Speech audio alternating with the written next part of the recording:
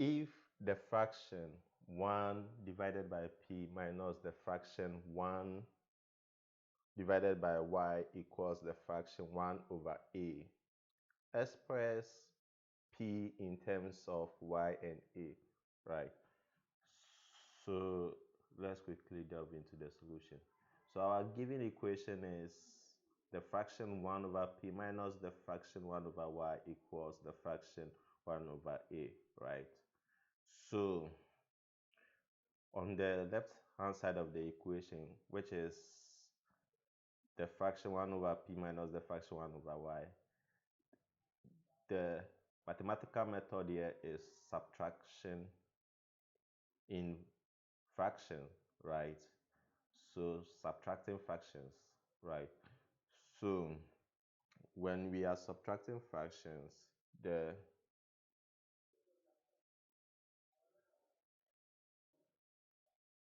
the denominator here, right? So the denominator y, okay, would multiply the numerator 1. The denominator p would multiply the numerator 1, right?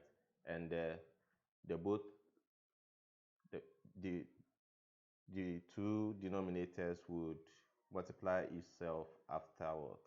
So we are going to have our new equation to be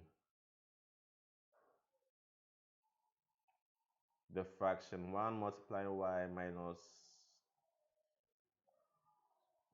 1 multiplying p divided by p multiplying y equals the fraction 1 over a, or 1 divided by a, right? So we simplify. So in simplifying, we are going to have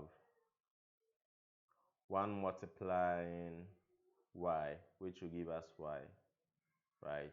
1 times a number is that same number, minus 1 multiplying p, 1 times p, or 1 times a number is the same number. So we are going to have y minus p, right? Divided by p multiplying y will give us py, right? Equals the fraction 1 over a, right? So here, afterwards, we cross multiply, right? So these are fractions on different halves of the equation. So the fraction y minus p divided by py equals the fraction 1 over a, right? So we are going to have a, which is on the right hand side of the equation, crossing the equal to sign to multiply, or in brackets y minus p, right? And also p py, which is on the left hand side of the equation, will cross multiply to the right hand side of the equation to multiply 1, right? So we are going to have our new equation to be a multiplying, or in brackets y minus p equals 1 multiplying py, right? So afterwards we expand. A multiplying y will give us ay, right? And a multiplying minus p will give us minus ap, right? Equals 1 multiplying py will give us py. So we are going to have our new equation to be to be ay minus ap equals py, right? And based on the preamble of our question, right, we were tasked to make p the subject of the relation, right? So here we have to group like terms, right? We have to group those with p terms or p like terms at one end and those without at the other end, right? So we have ay minus ap equals py, right? So ap minus ap and py has p elements in it, so we'll group them at one end of the equation. And when you check here, right, when you check, we have minus ap equals py, right?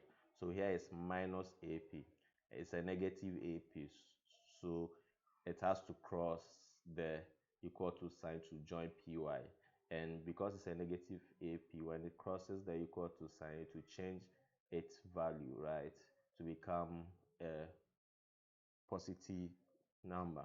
So whenever a variable crosses the equal to sign in an equation like this, right, it crosses the equal to sign, it will change or it will metamorphose into another form, right? So if it was in a negative form, okay, or if it was a negative variable, it will change its form to become a positive variable after crossing the equal to sign. If it was a positive variable, it would change its form to become a negative variable after crossing the equal to sign. But here, what we are dealing with is a minus AP, negative AP, right? So it will cross the equal to sign to become a positive AP. So we are going to have our new equation to be AY, right? AY is a positive AY, so we maintain AY here, equals PY, we maintain PY, and minus AP will cross to become a positive number, right? So we are going to have our new equation to be AY equals PY plus AP. Now, on the right hand side of the equation where we have PY plus AP, right, as our new equation. Now, P is a common factor here, right? So we factor out P. So we are going to have AY equals P multiply or in bracket Y plus A, right? So let's factor out. So after factoring out, we are going to have AY equals P multiplying Y plus A, right? So we have to we were tasked to make P the subject of the relations, right? But here, for P to become the subject of the relations, P has to be independent. But when you check the right hand side of the equation where we have P multiply or in bracket Y plus A, P is dependent on or in bracket Y plus A because it is multiplying it, right? So in order to make P independent, for it to become the subject of the relations, we have to cancel out by or in bracket Y plus A, right? For P to stand alone and become the subject of the relations. And whatever you do for the right hand side of the equation, you do same for the left hand side of the equation. So our new equation is going to be the fraction AY divided by Y plus A or in bracket Y plus A, right, equals the fraction P multiplying or in bracket Y plus A divided by or in bracket Y plus A, right? So when we state our equation like this, we are going to cancel out. So Y plus A will cancel itself, right? So when Y plus A, the or in bracket Y plus A, or in bracket Y plus A cancels itself out, we are going to have P as the subject of the relation. So our new fraction is going to be or in bracket our new equation is going to be the fraction AY divided by or in bracket Y plus A or Y plus A equals P, right? So therefore our P is equal to the fraction AY divided by Y plus A. So that's our final answer, right? Thank you so much for watching today's series. Kindly do well to subscribe for more. Thank you. Bye.